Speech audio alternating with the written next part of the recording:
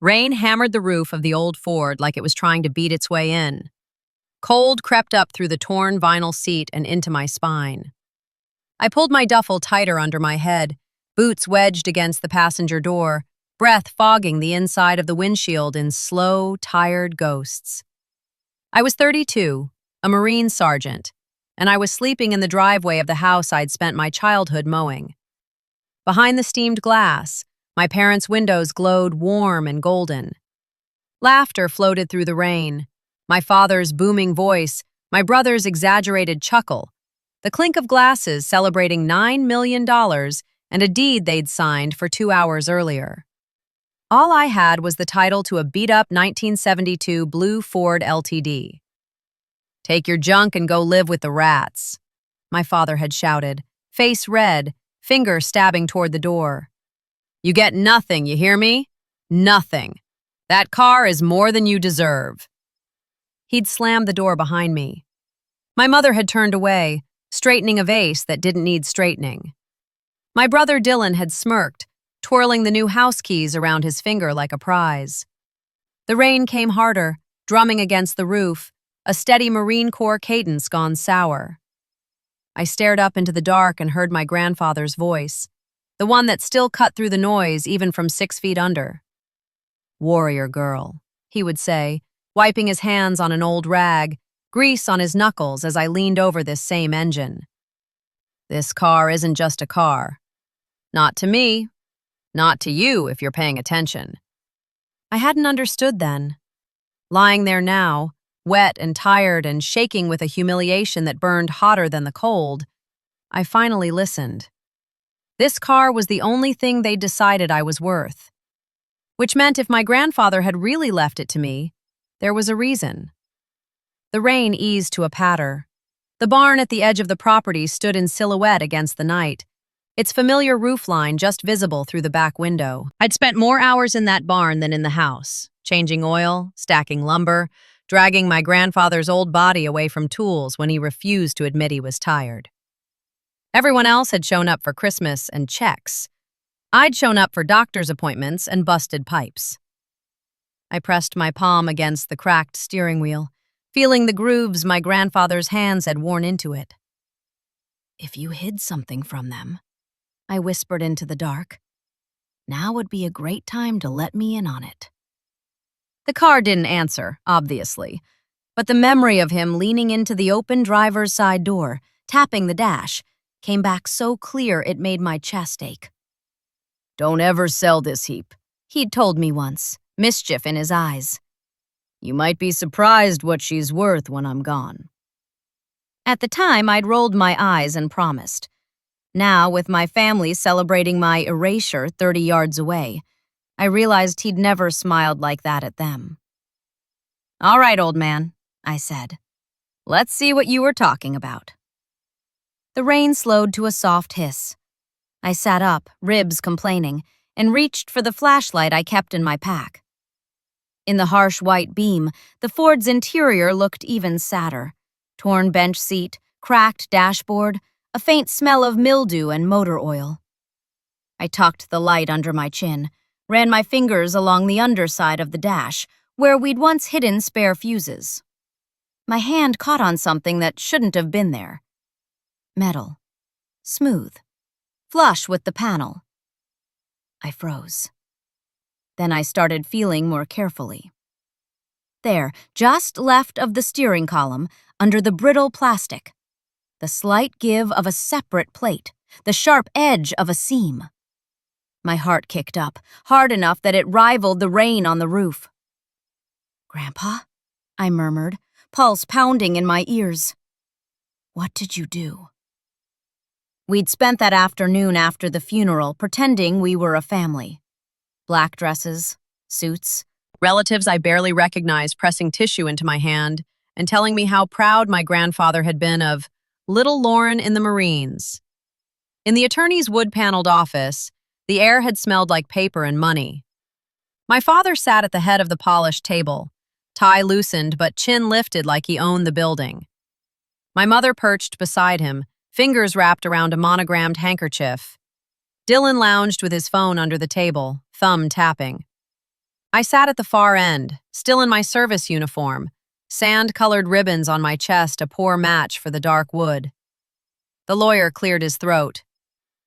"As per Mr. Raymond Hayes's will," he said, adjusting his glasses, "the primary residence and liquid accounts totaling approximately $9 million are to be inherited jointly by Edward Hayes and Mary Ann Hayes, to be managed at their discretion." My father squeezed my mother's knee under the table. Her lips trembled theatrically. Dylan's head shot up. Even he couldn't fake indifference to that number. "And to his grandson, Dylan Hayes," the lawyer continued, "he leaves his collection of antique firearms and his boat." Dylan grinned, winking at me like he'd won something. I expected a line about, "and to his granddaughter, Sergeant Lauren Hayes." Instead, the lawyer shuffled papers. "And finally," he said, almost as an afterthought, "to his granddaughter Lauren Hayes, he leaves the 1972 blue Ford LTD currently stored in the barn, title to be transferred immediately."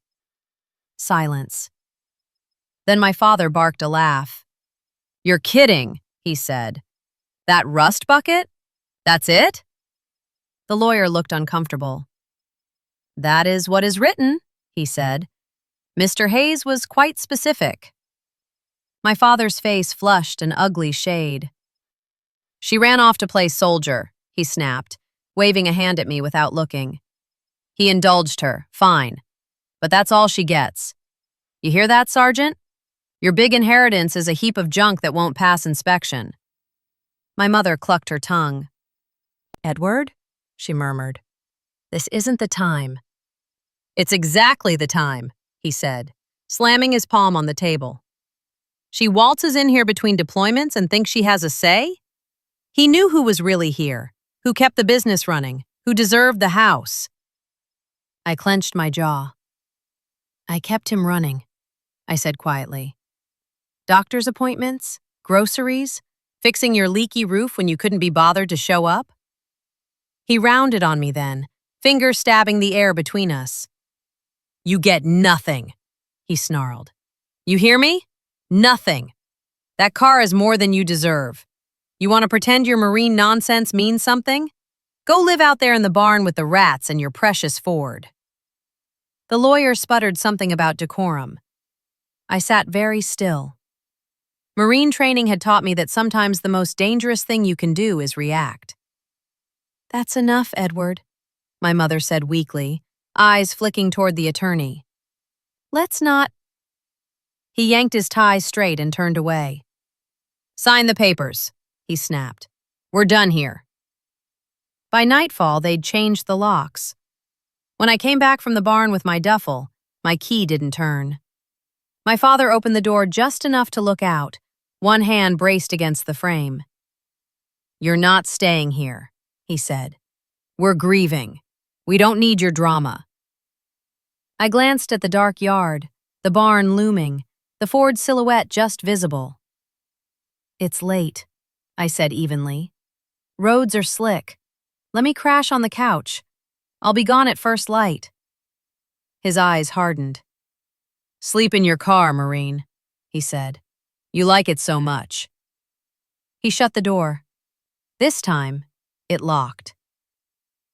In the Ford, with the flashlight beam trembling slightly in my grip, I worked my fingers along the hidden seam I'd felt earlier.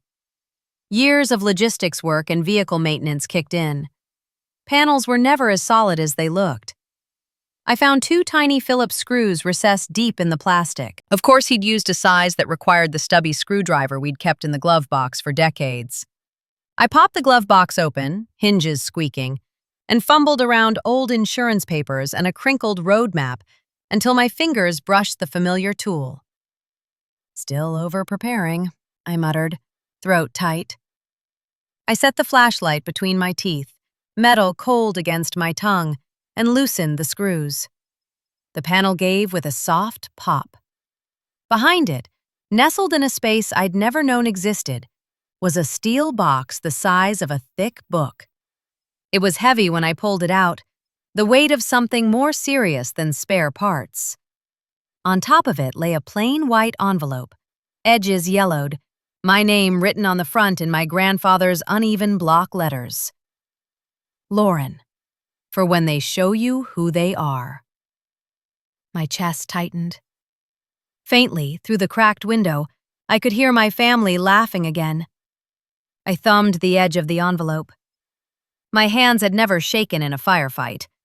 They did now. I broke the seal. The letter smelled like old paper and the faint hint of his cologne, the cheap, clean kind he'd worn since before I was born. I unfolded it carefully, the flashlight beam shaking slightly over the words. Warrior girl. If you're reading this, it means two things. 1, I'm gone. 2, your father has done exactly what I knew he would. I swallowed hard. He's a clever man in some ways, your father. Good with numbers, bad with people. Especially people who don't worship the same things he does. When your grandmother died, something in him cracked. Money ran in to fill the space. I tried to talk to him. I tried to talk to your mother. It always came back to the same thing. We deserve it. We're owed. Lauren left. He'd underlined that last part twice. But you didn't leave, not where it counted. You called from bases and deserts and places I had to find on maps. You came home on leave and fixed pipes and drove an old man to the dentist. You swept this barn when your brother wouldn't set foot in it without a camera. They see junk when they look at this car. They see nothing when they look at you. That's fine. They've shown you who they are. Believe them. What they don't know is that I've been building a parallel estate since before your father graduated high school. Your grandmother and I saw where this train was headed. The house and the accounts your father strutted about today are a decoy, just enough to keep him from burning the rest to the ground. The real legacy is tied to this car because you're the only one who ever treated it, and me, with care. I stopped, heart pounding. The steel box under this dash holds U.S. savings bonds, share certificates in the manufacturing company I founded with 2 other fools and a prayer, and trust documents. The beneficiary on all of it is you. Not because I love you more, but because you showed up. You're the only one I trust not to sell it all for a bigger television. There are letters in there, too. Copies of every time your parents tried to pressure me to change my will. Times your brother brought me papers to sign that would have handed him control. I smiled, nodded, and called my lawyer instead. You're going to need help. Legal help. Don't confront them first. Let the law go ahead of you. Call Rebecca Langford, card attached. She knows the whole picture and has for years. I paid her well to be on your side when I couldn't anymore. One last thing, kid. Don't let this turn you bitter. Anger is a tool, not a home. Use what's in that box to protect yourself, to keep a roof over your head, and to do some good for the kind of people you and I always cared about, the ones who get thrown away when they stop being useful to greedy folks.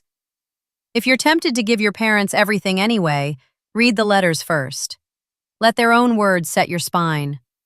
I'm proud of you. Not for what you do in uniform, but for who you are when nobody's watching. Semper Fi, Grandad Ray. The signature bled a little, ink spidering into the paper. I pressed the letter to my chest for a moment, eyes burning, then set it carefully on the passenger seat. The steel box had a simple keyhole. I thought of the key I'd worn on a chain under my uniform blouse for years, right next to my dog tags, a little brass thing he'd handed me when I was 19. Someday, he'd said, you'll need this. Don't lose it. I pulled the chain out now, the key cold against my fingers. It fit perfectly. The lock turned with a metallic click. Inside, under a layer of neatly stacked envelopes, were bonds, rows of them, blue and white, some so old they looked like artifacts. Beneath those, share certificates in a manufacturing company I vaguely recognized from local industrial parks. Names, numbers, seals. Under those, a thinner folder labeled in his spidery hand. Trust. Lauren Hayes. My breath caught. There were carbon copies of letters to lawyers, handwritten notes on legal pads, records of meetings scheduled, rescheduled, canceled when my parents couldn't be bothered. And there, clipped together, copies of documents my father and Dylan had tried to put in front of him. "Sign here, Dad. It's just easier if Dylan manages everything, you know? Lauren's off playing soldier. She doesn't need anything back here." His responses, in a shaky but firm hand, were blunt. "No. The answer is no. Stop asking. I will not reward greed." I sat back, the box heavy on my lap, the rain now a soft patter against the roof. $9 million and a house my father thought he'd conquered. And here, in my hands, a parallel world my grandfather had built quietly, tucked into the car everyone mocked. I'd seen enough estate paperwork at legal briefings to know this wasn't something I could tackle alone. My grandfather had known that too. Rebecca Langford. I pulled the business card from the bottom of the box, crisp white, her name embossed in dark blue. I remembered her now, the attorney from the Veterans Resource Fair, the one who'd sat on a folding chair beside me talking about wills over paper coffee cups. "You'd be amazed how often the people who actually did the work get left out," she'd said then. "Best thing you can do is have your paperwork in order before the vultures circle." I'd laughed. I wasn't laughing now. My phone battery was low, but not dead. I snapped photos of every key document, letter, bond, and certificate, hands steady again now that I was in mission mode. Then I composed an email. "Ms. Langford, it's Lauren Hayes. We met at the Norfolk Vets Fair. My grandfather passed. The will reading was messy. I've discovered a separate set of documents tied to a car he left me. He said you knew the whole picture. Photos attached. I need advice before I do anything stupid. Semper Fi, Lauren." I hit send, watched the little bar crawl across the screen until it said, "Sent." Then I shoved the box back into its hidden recess, slid the panel into place, and tucked the letter under my duffel. The barn loomed dark through the windshield, but the car felt less like a coffin now and more like a bunker. They had the house. They had the parade. I had the lockbox. And if my grandfather was right, the battle was about to move somewhere they didn't control. A courtroom. Dawn seeped into the sky in thin gray stripes. From my cramped spot in the driver's seat, I watched the house come to life. Kitchen lights flicking on, curtains shifting, silhouettes moving. My phone buzzed against my thigh. New email. From Rebecca Langford. Subject: Your grandfather was right. Lauren, I've been expecting this email, though I hoped it would come under gentler circumstances. Your grandfather retained me years ago to build what he called his shadow estate. He was very clear about why and who it was for. I've reviewed the photos. What you have in that lockbox is real, legally binding, and conservatively worth more than what your parents just inherited on paper. I need you to do 3 things immediately. 1. Do not tell your parents or brother what you found. Not yet. 2. Keep the physical documents somewhere safe but accessible. The car is fine for now if it can be locked. 3. Meet me in town today. We're going to file for a limited reopening of the estate based on newly discovered assets and evidence of prior attempts at undue influence. Your grandfather anticipated this. He left a thumb drive with my office labeled, "For my Marine," to be given to you once you made contact. Bring an ID. I'll see you at 10 a.m. And Lauren, I'm sorry your family has handled this the way they have, but your grandfather's faith in you was not misplaced. Rebecca. My lips twitched on a humorless smile. Of course you left her a thumb drive, I muttered. Why hide just one thing when you can hide 3?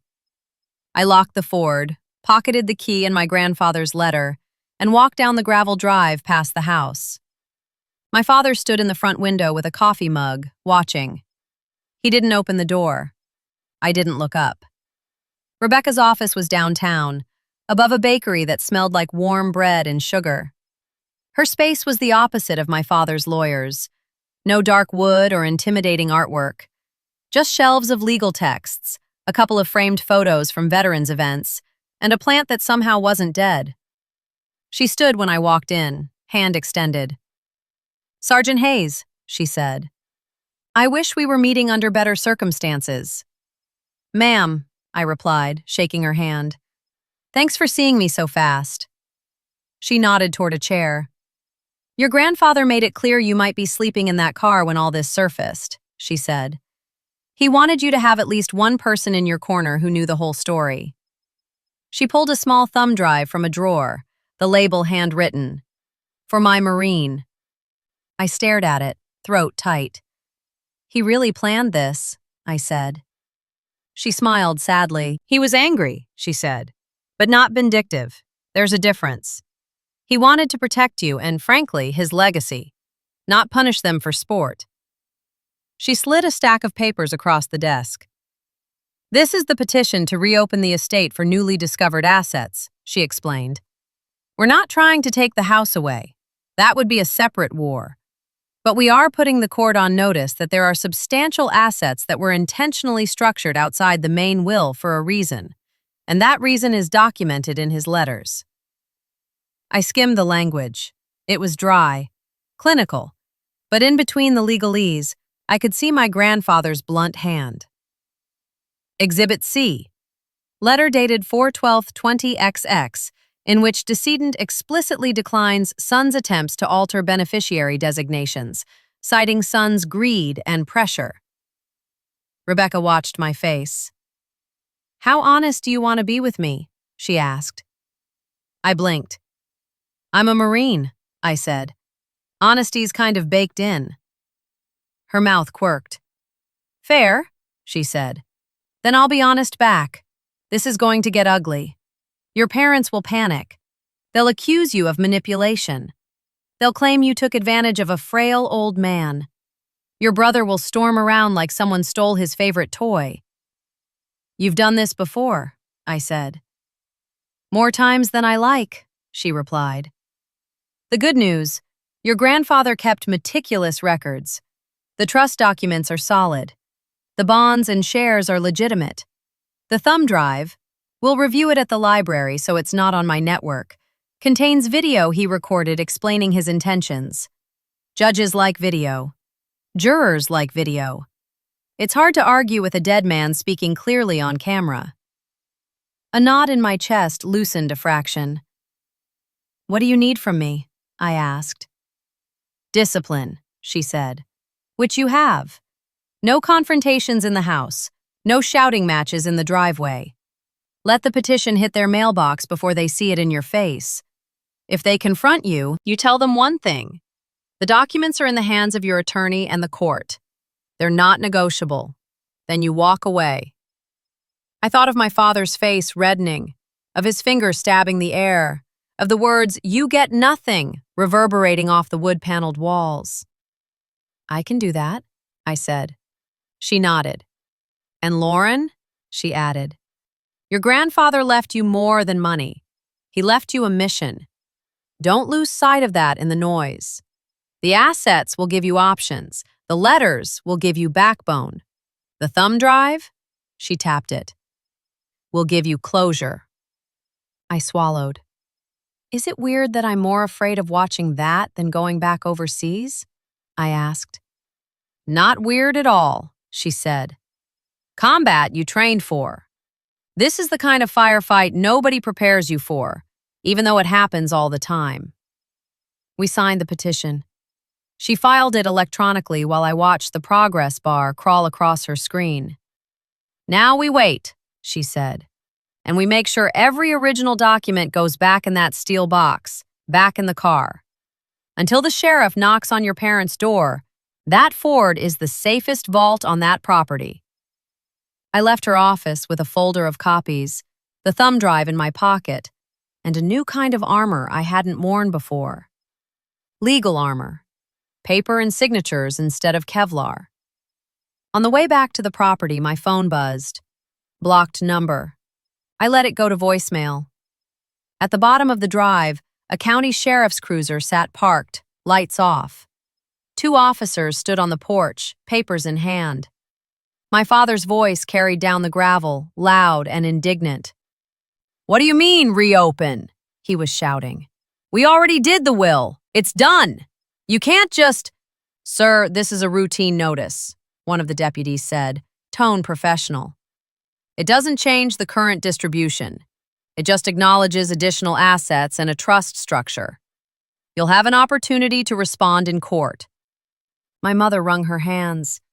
Dylan's face was pale in the doorway. From where I stood near the barn, half in shadow, half in early afternoon light, I couldn't help it. I smiled.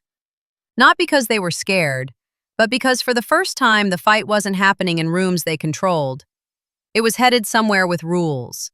And my name was finally written somewhere that mattered, not as an afterthought, not as a punchline, but as the person my grandfather had trusted to steer his legacy when he couldn't anymore. He came to the barn that evening like a storm that had run out of places to go. The sliding door banged open, rattling the old rafters. I was sitting on the Ford's hood, the steel box in my lap, the smell of oil and hay thick in the cold air. Dust motes danced in the beam from the single bare bulb overhead. My father's silhouette filled the doorway, shoulders hunched, fists clenched at his sides. "Lauren," he said. My name sounded like something sour in his mouth. "What did you do?" I closed the box, set it gently beside me on the hood. "Nice to see you too," I said. He stalked closer, shoes crunching on the concrete floor. "You went behind our backs," he spat. "You're trying to steal from your own family. Reopen an estate? For what? Some bonds he forgot to mention? It's ours. All of it. You think being in the Marines entitles you to—" I held up a hand. "Stop," I said. "Before you say something on camera you can't take back." His eyes narrowed. "Camera?" he growled. I nodded toward the rafters where the little motion-activated unit my grandfather had insisted on installing blinked a faint red light. "Grandpa wanted a record of who came and went out here," I said. "Guess he was right." He swore under his breath. "What's in the box?" he demanded. "You've got everyone crawling over my house for some junk tied to that car. What is it? Deeds? Cash? I'm still your father. I have a right to—" "No," I said softly. "You don't." The words came out steadier than I felt, but once they were in the air, they felt right. "You forfeited that right when you threw me out," I continued. "When you changed the locks. When you told me to go sleep with the rats." His face flushed. "That was—" "I recorded it," I cut in, "on my phone. Same way the hospital recorded you laughing while you told them you didn't have time to sign for surgery for your own father." His mouth snapped shut. "Sit," I said, nodding to the old workbench stool. He hesitated, sat. I slid off the hood, the concrete cold under my boots, and picked up the steel box. "The house and the 9 million?" I said. "Congratulations. That's real. I'm not contesting it. Grandpa left it to you on purpose." My father's jaw flexed. "He should have," he muttered. "I earned." "The box," I went on, "is also real. He built this shadow estate because he knew exactly what you'd do with everything else. This is the part he didn't trust you with." I opened it, laid the contents out on the workbench the way I'd lay out equipment before an inspection. Rows of bonds, share certificates with embossed seals, trust documents bearing my name and his signature, copies of letters where my father and Dylan had tried to push him toward other choices. My father's eyes tracked the numbers despite himself. He'd always been good with numbers. "This," he said, voice thinning. "This is significant."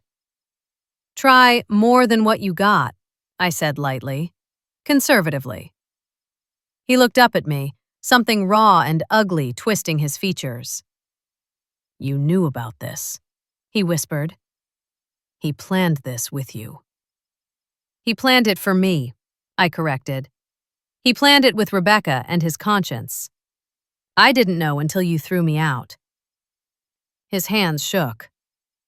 All those years, he said. All those times I asked him to trust me. To put me on the accounts, to fix your messes, I finished. To bail out Dylan's debts. To fund your third round of renovations. He saw what you were asking. He said no.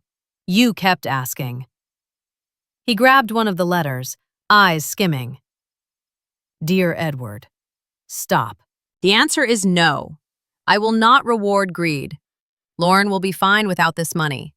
That's not the point. The point is that you have shown me repeatedly that you will use whatever you get to hurt people, not help them. My father's face crumpled as he read his own name, his own pleas in ink. I'm his son, he said hoarsely. I was supposed to. You were supposed to show up, I said. He gave you a house, $9 million. That's not exactly exile. He gave me a junk car you mocked and threw me into. That's where he stored the part of his legacy he didn't trust you with. He sank onto the stool fully, like his legs had given up. So what now? He asked, voice small. You take the house? Kick us out? Leave us with nothing? I shook my head. I'm not you, I said. I'm not interested in watching you sleep in your car. I filed to reopen the estate to make sure this part is recognized and protected. The trust is in my name. The court will affirm that. I'm not contesting your will. I'm just respecting his. He made a strangled sound that might have been a laugh. You always thought you were better than us, he said. Running off to the Marines, acting like you had some higher purpose. I met his gaze. No, I said. I just learned early that honor and greed don't mix. Grandpa saw that too. Silence filled the barn. Dust hung in the beam of the bulb like tiny, suspended secrets. From the house, faintly, I heard my mother's sobs through an open window. Dylan's voice drifted higher than usual. She gets the what? From the car? My father scrubbed a hand over his face. You'll ruin us, he muttered. Once this gets out, people will think. He trailed off. Think what? I asked. That you tried to pressure a dying man into changing his will? That you mocked your daughter for inheriting the one thing that actually mattered? That you threw a Marine out into the rain because she didn't bring a checkbook? He flinched. I'm not going to ruin you, I said tiredly. You did that yourself. I'm just refusing to let you write me out of a story I actually earned a chapter in. He stared at the spread of documents as if they might spontaneously rearrange themselves. They're going to hate you for this, he said. Your mother, your brother, the cousins, everyone who lined up in that office expecting you to take your scraps and smile. I lifted the bonds, slid them back into the box. I've been deployed to places where people hated me for what I wore, I said. I can handle a few relatives clutching their pearls in a cul-de-sac. I locked the box, the key turning with that same satisfying click. Court will sort the rest, I added. Until then, stay out of the barn unless you're ready to be on camera telling the truth. I picked up the box, cradling it against my chest. He stood slowly, shoulders bent. You're really not taking the house? He asked, voice small again. I shook my head. I'm going to buy it, I said. Fair market value, with money you don't control. And then I'm going to do something with this property you never would have. Like what? He asked bitterly. Turn it into a shrine to your precious Marine Corps? A smile tugged at the corner of my mouth. Something like that, I said. The video was grainy, shot in my grandfather's kitchen. I watched it in the far corner of the public library, headphones on, the smell of old books and printer toner grounding me. On screen, he sat at the table in his flannel shirt, the same mug he'd used for 30 years in front of him, the Ford visible through the window behind. All right, Rebecca, he said, looking into the camera. You said talk like she's here, so I will. Lauren, if you're watching this, you've already found the box, which means your father did what I knew he'd do. He chuckled, a sound halfway between amused and tired. I'm not mad at him, he said. Not like I used to be. I'm disappointed. And I'm tired of pretending his choices are my fault. I did my best with the tools I had. Where I failed him, I tried to make up for it with you. He took a sip from the mug. Here's the deal, warrior girl, he went on. The money in that trust, the bonds, the shares, that's yours. Legally. Clean.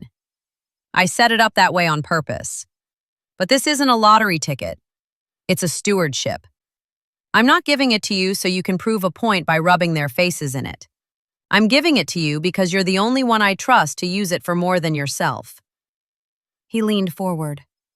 You've got 3 jobs with this, he said, ticking them off on his fingers. 1. Protect yourself. Roof over your head, food in your fridge.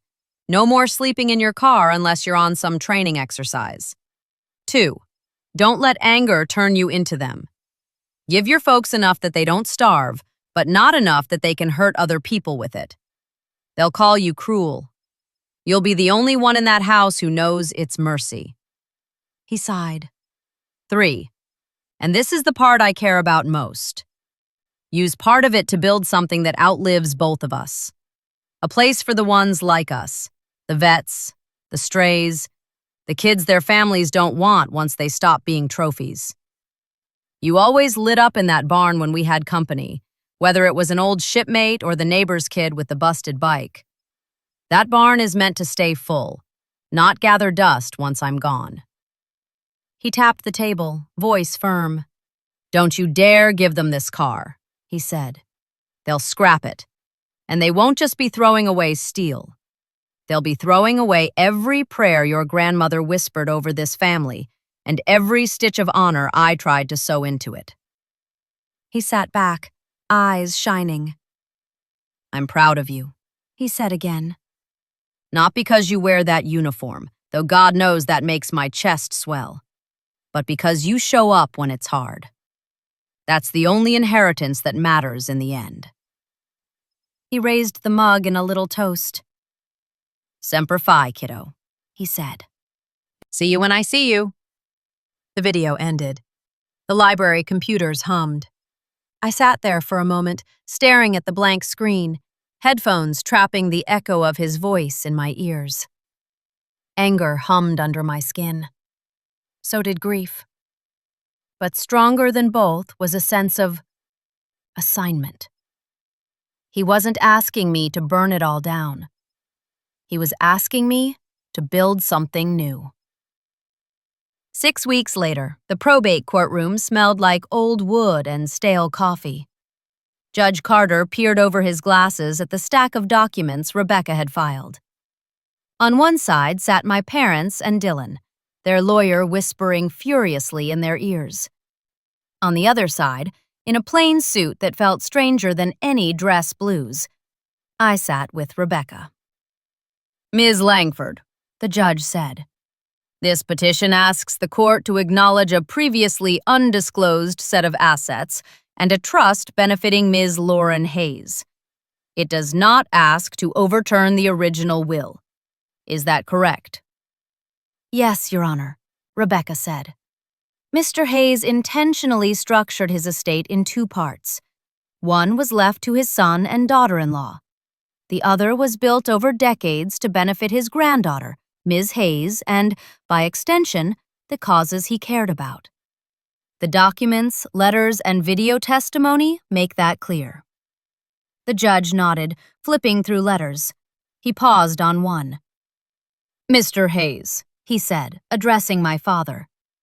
This letter dated 3 years ago. This is your handwriting asking your father to sign over control of his accounts to your son? My father shifted in his seat.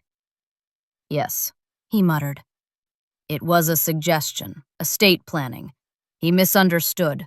And his response, the judge continued, reading. The answer is no. I will not reward greed. Stop asking. This is his handwriting? My father's shoulders sagged. Yes, he said. The judge set the letter down. Whatever this court might think of the decedent's family dynamics, he said, it is clear he made intentional, informed decisions. The trust documents are valid. The assets in question are substantial. There is also clear evidence that he anticipated pressure from certain parties and took steps to safeguard against it. He looked at me. Ms. Hayes, he said, you understand the responsibilities that come with controlling this trust. Yes, Your Honor, I said. My grandfather outlined them. Good, he said, because the court is upholding the original will and recognizing the separate trust as valid and binding. Control of those assets remains with you, as specified. The estate will remain open only long enough to ensure proper transfer and notification. My mother made a small choking sound. Dylan stared straight ahead, jaw clenched. My father looked like someone had cut his strings. The gavel sounded once. Just like that, what had been hidden in a car dash was now written into county records. Outside on the courthouse steps, a breeze cut through my suit jacket. My parents approached, their lawyer hovering behind like a storm cloud. My mother's mascara had smudged. She'd never let that happen before. How could you do this to us? She demanded. Do you know what people will say? That our own daughter dragged us into court. That you called your grandfather's love a shadow estate and stole it. I met her eyes. I didn't call it that, I said. He did. He built it that way. I didn't drag you into court. Your signatures and his letters did. I just refused to pretend I didn't see the paperwork. My father cleared his throat. You'll take the house now?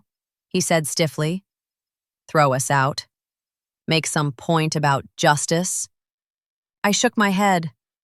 No, I said. I meant what I said in the barn. I'm not taking your house. Not for free. His brows knit. You're going to buy it? He asked, incredulous. Fair market value, I said. With money that belonged to Grandpa, not you. The trust will own it. You'll have enough from your inheritance to start over somewhere smaller, if you're smart. My mother's eyes flashed. So this is about punishing us, she said. Making us downgrade, embarrass us. This is about stopping you from using his house as a stage, I said. It's about keeping a roof over my head, turning the property into something that does more than host fundraisers for your friends, and honoring the conditions he left me. Dylan stepped forward. You think you're better than us because you wear that uniform and Grandpa liked you best? He said, voice sharp. You're just a glorified mechanic with a shiny car now. I smiled, a thin, tired thing. You're right about one thing, I said. I am a mechanic, and you'd be amazed what I can build with the parts he left me. Rebecca touched my elbow. We're done here, she murmured. I nodded. To my parents, I said, I won't leave you destitute. I'll honor the portion he left you, but you don't get to call me nothing anymore. Not in public, not in private. That era is over. I turned, walked down the courthouse steps, and for the first time, I didn't feel like I was walking away from my family. I felt like I was walking toward the one my grandfather had trusted me to build. By spring, the barn smelled like possibility. We'd stripped out the rotted boards, sanded the beams, rewired the lights. New insulation tucked into old walls. A fresh concrete floor gleamed underfoot, oil-resistant and ready. Above the big sliding door, a simple sign hung on new brackets. Second Chance Garage. Veterans and families welcome. Underneath, smaller letters. Fair prices. No one turned away for talking. The first time I flipped the lights on, the hum of the fixtures and the faint tick of cooling engines sounded like a hymn. Word spread faster than I could have guessed. It started with a retired Army sergeant whose truck had been making a noise his dealer pretended not to hear. Then came a single mom from down the road with a minivan held together by zip ties and hope. Then a Vietnam vet who just wanted somewhere to sit with coffee and talk about the car he'd left on a base half a world away. They came for oil changes. They stayed for the coffee pot in the corner, the battered couch, the slow hum of a place where nobody cared if you'd been written off by your own blood. I hired 2 other vets, one Navy, one Army, both with hands that knew engines and hearts that knew what it felt like to be more useful to your unit than to your own family. We put a jar on the counter labeled, "Pay what you can, we'll work with you." Some days it was full. Some days it only held a couple of crumpled ones and a lot of IOUs written in shaky handwriting. The trust covered the shortfall. The Ford sat in the bay nearest the open doors, paint polished to a deep, proud blue. We'd rebuilt her engine together, me and a rotating cast of vets who swung by on weekends, hands greasy, laughter loud. Some evenings, when the day's last car rolled out and the sun dipped low over the fields, I'd climb onto the hood of that old LTD, the metal warm under my jeans. The house at the top of the hill looked smaller from there. My parents had moved to a condo 2 towns over with what remained of their money. We spoke occasionally now, carefully, like people negotiating a ceasefire rather than pretending at old closeness. They knew where the barn was if they ever wanted to see what I'd built. They hadn't come yet. That was their choice. Beside me on the hood, my grandfather's challenge coin and the little brass key sat in a neat line. The steel lockbox was inside, empty now except for the original documents and the letters I read when I needed to remember why I'd done any of this. The rest of the assets sat where Rebecca and I decided they'd do the most good. Some in safe investments to keep the garage afloat, some in a fund that quietly covered rent for vets on bad months, some in a scholarship for kids from nothing who wanted to study trades instead of college. One evening, as the sky went orange and purple, I leaned back on my palms, the metal humming softly with the day's stored heat. "All right, old man," I said to the empty air. "You were right. The car wasn't just a car." The barn light clicked on behind me, casting long shadows over the gravel. I could almost hear him chuckle. "All those years you watched them sneer at this thing," I went on, "and you knew. You knew they wouldn't see it. You knew I would." A breeze stirred dust and the faint smell of oil and hay. I thought of the court, the letters, my father's face in the barn, my mother's clutching hands, Dylan's anger. I thought of the woman last week who'd cried when we fixed her car for half what the chain shop had quoted. Of the young Marine I'd just taken on as an apprentice, fresh back from deployment and unsure where he fit in civilian life. Of the way my staff sergeant had clapped my shoulder when he'd come by on leave and seen the sign. "You took their nothing and turned it into a motor pool," he'd said. "That's some next-level logistics, Hayes." I smiled, alone on the hood. "They called me a broke loser," I said softly. "They laughed when I got the rusty Ford.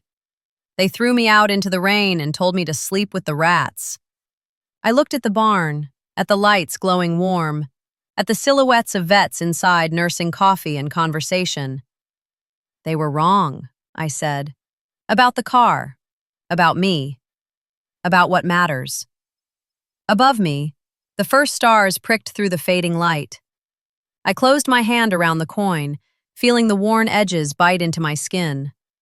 The money mattered. It kept the lights on, the lifts working, the coffee pot full. But it wasn't the real inheritance. That was in the way my grandfather had chosen to trust me when it counted. In the way I'd chosen to trust myself enough to fight back with paperwork instead of just pain. In the way a beat-up old Ford had gone from punchline to anchor. I slid off the hood, boots hitting the gravel with a satisfying crunch. Inside, someone revved an engine and whooped as it turned over on the first try. I laughed, wiped my hands on my jeans, and headed back into the barn. The place they'd once told me was only good for rats, now humming with second chances. Sometimes the thing they mock you for is the very thing that saves you.